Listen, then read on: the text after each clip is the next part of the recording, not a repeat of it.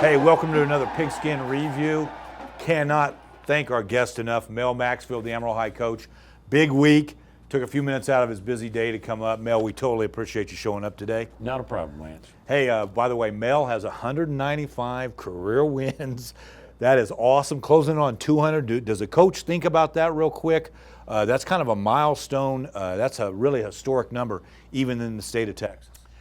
You know, it's a deal that, at the end of the season, I think you probably ponder on it a little bit more right now. And, with those kind of numbers, it doesn't represent, in this case, individual accomplishment as much as just being real fortunate to be involved with some great coaching staffs and some great young football players, and I think more than anything else, I've just been real fortunate to be in spots where football was important and players believed in what we were trying to get done, and we've had a great time getting it done that way. And a lot of great coaches, and Mel will be one of in that category. Speaking of numbers, Emerald High 2-0, Randall 2-0. We got the Battle of Bell Street. That's why Mel's in here to talk about.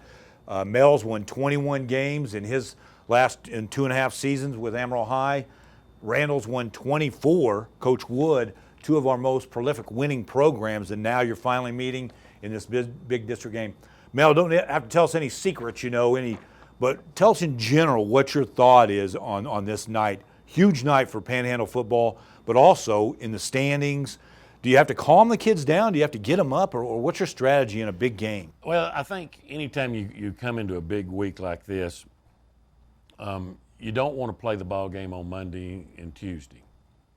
You want to make sure that you're prepared well, and we'll need to be prepared well. Randall has a very good football team. They've been in some big ball games. A lot of their seniors have played prominent roles in their previous 2 playoff runs. Brian and his staff has done a great job of going in there and establishing a program after, a rough start per se. Right. But got everybody on the same page. You can tell that they play very unselfishly. I'm very impressed with the product that they've produced there. And the one thing that jumps out at me, Lance, is I've seen them play live basically a game and a half. I caught their last half against Monterey, and then I saw the PD game last week. They play with a lot of poise, and confidence. And, agree with that, yeah. And I think that's a credit, and that's that experience of being in 13 ball games the previous 2 years. So, right, yeah. So we know we've got a great challenge ahead of us. And so we've zeroed in on trying to get our game plan established and whatnot. And then, I think any program wants to be in this kind of situation, playing in big ball games. That's what I told our kids about. This is why we work. We're fortunate. We're still in the hunt. We're still in a good place as far as the district standings and the district race, and the opportunity to play a very quality opponent with should be a big crowd, and it should be a lot of interest. So, I told those guys not to take these kind of things for granted. And at the same time, I think both teams have earned this right. I don't think any one of us have been given anything. And when you put yourself in and you put your program in this position, I think, it marks for exciting times. Hey, last question here, Mel. Colin Bowen, Gabriel Rodriguez, 2 veteran quarterbacks. You don't think of high school kids as veterans, but they've been through a lot of games, a lot of snaps. Does that play, or do you kind of like that factor? Do you factor that in? Is that why maybe we're seeing your team poised as well, those 2 teams playing so poised?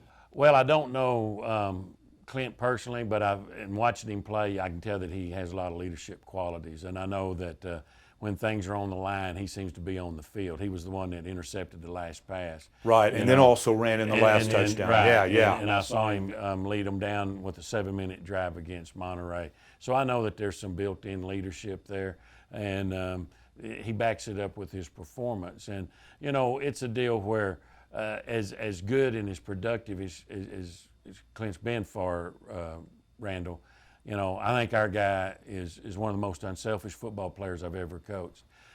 He won't have the passing stats that a lot of the other quality quarterbacks in the area have, but I think he throws the ball just as well.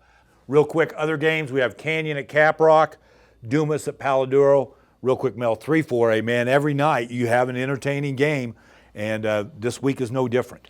Yeah, there's some teams playing with a lot of urgency. there's going to be 4 of us get to go to 11 games. And just because we're 2-0, we're not in the kitchen yet. Exactly. But at the same time, I don't think this is all the eggs in one basket game either. It's critical for right now who takes the big step towards the championship.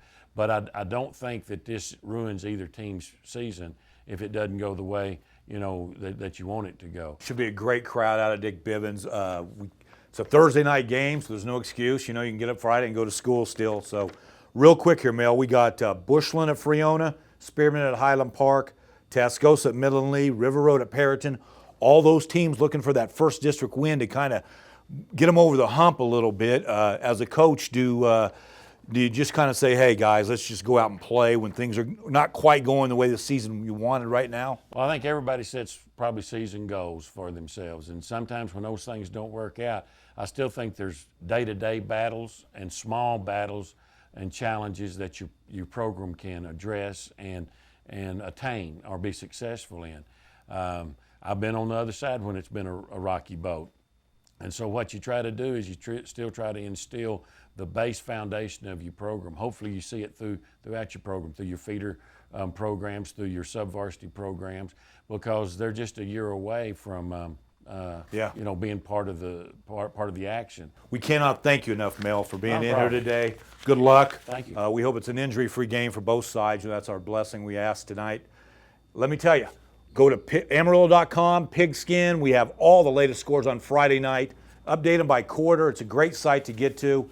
And don't forget, go support your local football team. And we can't wait to see how this Amarillo High Randall game comes out. The Battle of Bell Street is back.